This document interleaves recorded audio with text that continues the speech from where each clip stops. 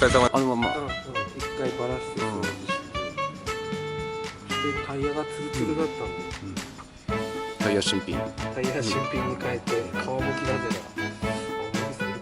撮影で忙しいから。どっかで釣って拭いてる。家でいいから。シート変えたらさ、ノーマルのシートよりねちょっと1センチぐらい下がったんですよね。でここが一番傷ついてると思うんですよ。スクーターも今年交換かな。リアが先に減ってくるんで。だけど前後と同じだな、スクーターは。だからこれはリアの2回目にフロント交換する感じ。ああ、なるほど。でもフロントは全然減ってないです。減ってないですね。